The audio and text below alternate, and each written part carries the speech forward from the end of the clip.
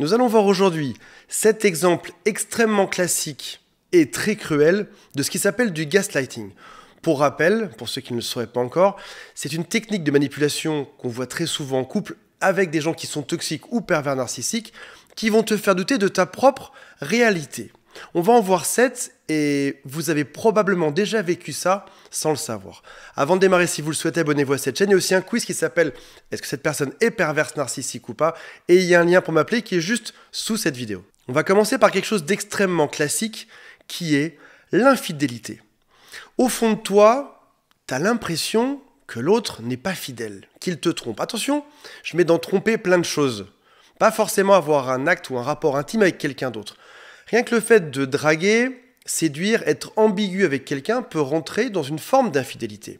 Et ton instinct te dit que ton partenaire n'est pas très fidèle, qu'il se passe des choses, qu'il a des comportements qui ne sont pas très adéquats avec les autres. Tu as peut-être même des preuves au passage. Ou encore, on te l'a dit. Quelqu'un t'a dit attention, ton mec te trompe ou ta copine te trompe. Et puis tu as eu un doute. Et au moment d'aller lui en parler, tu te serais peut-être attendu à des excuses de sa part. À ce qu'il te dise « Désolé, en effet, j'ai pas été correct, je me suis pas comporté de la bonne manière. » Mais c'est pas du tout ça que tu auras en face de toi comme type de réponse. Tu auras des phrases comme « Tu es paranoïaque »,« C'est juste une amie » ou « C'est juste un ami à qui je parle »,« Tu es malade ». Peut-être même que l'autre va te dire que tu es beaucoup trop jaloux, que la jalousie, c'est vraiment ton plus gros défaut sur Terre. Ce qui est très ironique, d'ailleurs, si l'autre te trompe, de te dire que toi, ton problème, c'est que tu es vraiment trop jaloux.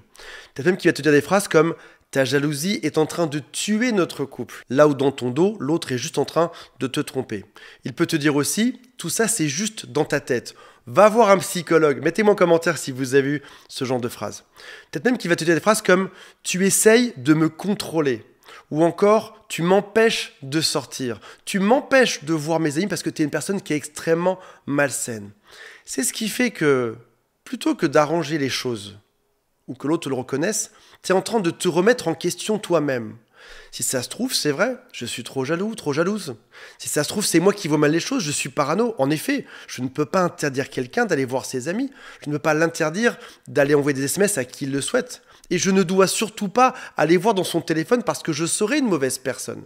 Il a donc inversé la situation. Il a remis ta réalité en cause. Et si jamais par malchance, tu prends son téléphone et que tu le déverrouilles, tu seras la grande diablesse sur Terre. Tu fais n'importe quoi, tu n'as jamais eu confiance en moi. Oui, sauf que, quelque part derrière, il est juste en train de te tromper en justifiant la chose, en disant que c'est toi le problème. Deuxième type de gaslighting, les promesses qui ne sont jamais tenues. Il t'a promis des choses, malheureusement, c'est jamais arrivé. Par exemple, il s'énerve souvent, il te crie dessus, il t'insulte. Et il te dit « Je te promets que je vais faire des efforts pour te parler correctement. J'arrêterai de m'énerver. » Ou alors il va te dire des choses comme « On va sauver notre couple, mais il faut qu'on fasse plus d'efforts. » En fait, non, c'est pas on. Il veut surtout que toi, tu fasses plus d'efforts pour tolérer ses comportements déconnants. Il va te dire aussi qu'il t'aime, que tu es la femme de sa vie ou l'homme de sa vie. Toi, ça te va très bien parce qu'en fait, c'est ça que tu voulais entendre pour te donner la force de continuer dans ce couple, de persévérer là-dedans. D'ailleurs, c'est la direction à suivre. Toi, tu te dis, si on s'aime et qu'on fait des efforts, on a le droit d'être imparfait et d'avancer ensemble pour corriger les choses. Et du coup, tu restes dans le couple pour ce genre de choses. Sauf qu'en réalité, pendant 2-3 semaines, il se comporte bien et puis ça recommence. Il t'insulte, il te rabaisse, il te fait des crises. Alors toi, pour que ça s'arrange, tu vas le voir. Tu vas dire, écoute, on avait parlé de ce sujet il y a 3 semaines, on avait dit que ça s'arrêterait. Maintenant, a priori, ça ne s'arrête toujours pas et les mêmes crises sont en train de revenir dans notre couple. Il te dira des phrases comme « Tu vois, je fais tout pour que ça se passe bien et t'es en train de créer des drames à chaque fois. Je suis un mec en or. Je suis la meilleure personne que tu pourrais rencontrer sur Terre. » La preuve, c'est que là, si je m'énerve, c'est parce que toi, tu viens de me déclencher. Tu t'es comporté comme ça. Tu as laissé traîner ce genre de choses par terre. Tu m'as fait tel genre de remarques. Tu t'es mal comporté avant-hier. Et en fait, quoi qu'il se passe, ce sera toujours de ta faute là-dedans. Parce que lui, il n'est que amour. Il a tout fait pour toi. Et toi, tu détruis tout. Il est en train de changer ta réalité.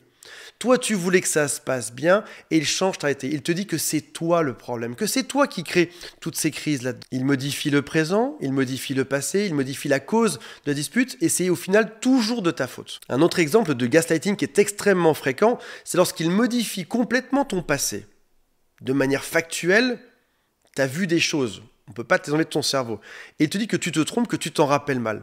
Par exemple, tu lui prêtes de l'argent, il va te dire « Non, non, tu ne m'as jamais prêté d'argent. » Même si tu avais toi sur ton application bancaire la preuve du virement, il va te dire « Mais non, mais tu l'as fait seul, je ne t'ai jamais donné d'argent, c'est parce qu'en fait tu deviens folle, ma pauvre. » Il va te dire que si jamais tu as une promotion, c'est grâce à lui. Que si jamais tes parents te reparlent, c'est aussi grâce à lui. Que si jamais ça se passe bien à tel endroit, tout ça c'est grâce à lui. Sauf qu'en fait non, pas du tout, c'est grâce à toi. Il n'a rien fait, même au contraire, il a plutôt empiré la situation à chaque fois. Il va te dire, j'ai tout fait pour que tes amis t'aiment, là où en réalité, il a été leur dire les pires choses sur toi pendant des mois ou pendant des années. Il transforme la réalité. Quatrième exemple, il va te dire, tu as mal compris, je n'ai jamais dit ça de ma vie. Vous avez par exemple une dispute, et tu dis des choses qui sont atroces. Et quand tu le cites, tu cites juste la phrase d'il y a quelques instants, d'il y a quelques minutes, il va te dire non, non, je n'ai jamais dit ça, tu as mal compris, je n'ai jamais prononcé ces mots. Et tu pourrais te dire que c'est pas très grave finalement, entre ce qu'il a dit, ce que tu as entendu, ce que tu as compris, qu'importe. Sauf qu'à force, tu arrives dans un monde qui est complètement flou, tu as du mal à te faire confiance. C'est quelqu'un qui remet toujours ce qui s'est passé en cause. Tout ce dont tu penses te rappeler devient faux. Il n'a jamais dit ça, tu t'es comporté comme ceci entière, c'était toi qui étais violente, c'est toi qui l'as rabaissé. Et ça peut te mettre dans un état de confusion extrême. Quand tu sors de ce couple, tu sais plus ce qui est vrai, ce qui est faux. Tu sais plus ce qui est bon ou ce qui n'est pas bon sur Terre. Une autre technique de gaslighting consiste à minimiser ses actes ou ses paroles. Par exemple, il y a une dispute violente physique, il va te dire « Non, non, je ne t'ai pas tapé, tu as couru toute seule dans le mur. » Ou encore, il va te dire « Je ne t'ai pas trompé, c'est juste que tu ne me regardais plus, tu ne prenais plus soin de moi, donc j'ai juste été séduit par une autre femme et c'est tout. » Il oublie de dire qu'en fait, il n'a pas que été séduit, il a vraiment eu un acte intime avec elle, et qu'en plus, il n'a pas une seule, il en a eu 5. Ça, il a oublié de te le dire. Il a juste minimisé pour rendre la chose acceptable, et au final, encore une fois, c'est toujours de ta faute là-dedans. La 6e stratégie, c'est des conversations qui sont vagues, comme un peu hypnotiques. Une espèce de flot de paroles, des discussions circulaires qui parlent toujours plus ou moins des mêmes choses, avec des mots qui sont un peu différents. Quand tu parles avec lui, tu essayes d'avoir une espèce de réponse logique, qu'il ne te donnera jamais. Tu n'auras jamais une réponse par oui ou par non. Il va toujours tenter de t'embrouiller. Il te dira des phrases comme par exemple « Je ne sais pas de quoi tu parles ». Ou alors il va justifier ses actes en disant « J'ai eu besoin de me comporter comme ceci pour mieux me comprendre ». Ouais, enfin, sauf que tu m'as trompé, c'était ça pour mieux te comprendre. Ou sauf que tu m'as insulté, sauf que tu m'as volé. Tu m'as volé pour mieux te comprendre là-dedans. Il va te dire aussi des choses comme « Ok, alors c'est que je suis stupide et que je ne comprends rien ». Il va toujours faire un peu comme un serpent, passer à côté de toutes tes attaques. Il va se faufiler. Quand il crée des disputes, il te dira « Oui, mais c'est normal, tous les couples ont des disputes. » Ou alors tu ne te comportes pas de manière correcte. Ou alors il va te dire « Tu essayes de me manipuler », ce qui est encore une fois extrêmement ironique. C'est lui qui te manipule, il va te faire croire que c'est toi qui as les mauvaises intentions. Et tu vas te justifier. C'est très caractéristique. L'idée essentielle étant que tu dois être perturbé, tu dois être complètement flou dans ta tête et tu dois tout le temps te remettre en question. Il te fait comprendre que la cause du problème, c'est toi, et il faut te remettre en question en permanence, quasiment jusqu'à la folie. On arrive donc dans ce qui s'appelle un état de confusion. Tu es complètement perdu dans tes idées, c'est flou. Beaucoup de gens en parlent, me disent « je suis comme dans le brouillard, au sens propre, je ne sais plus vraiment où je vais sur Terre ». Comment rendre fou un enfant ? Lorsqu'un parent est détraqué, il lui met une baffe et après ça il lui fait un bisou. Et il recommence, une baffe, un bisou, une baffe, un bisou. Jusqu'à ce que l'enfant soit complètement perdu. Et si ça marche sur les enfants, sachez que ça marche aussi sur les adultes. C'est ce qu'il te dit. Il te dit qu'il t'aime, puis il te fait une crise. Il te dit qu'il t'aime, puis il te fait une crise. Il t'aime et il te déteste. Il te trouve génial, puis après ça t'es complètement inutile.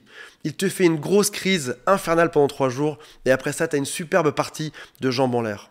Il te dit que tout le monde te ment sur Terre. Il utilise ce qui s'appelle des salades de mots. C'est des phrases qui, prises séparément, auraient du sens, mais il va toutes les alterner vite pour que tu comprennes absolument plus rien à ce qu'il te dit. Alors sache que, dans un couple, les disputes sont normales.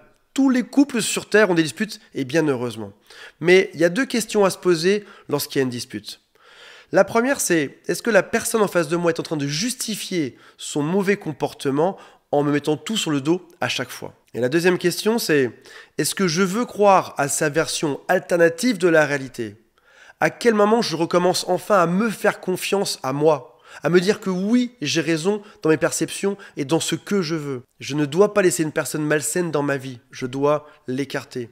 Imaginez-vous boire un jus de fruits chaque matin avec un peu de poison dedans. Est-ce que vous le feriez? Au bout d'un moment, ça va commencer à jouer sur votre corps. Vous allez commencer à délirer, à être malade. Et plus vous en prenez, plus vous serez malade. La seule façon pour aller mieux, c'est de repousser ce jus de fruits, d'aller boire autre chose. La relation toxique, c'est pareil. C'est quelque chose qui commence à vous contaminer avec le temps. La seule façon pour aller mieux, c'est d'écarter ces gens toxiques de votre vie pour retrouver votre bonheur et votre sourire. Voilà mes amis, j'espère que ça vous a intéressé. On se retrouve prochainement. Salut à tous, bye.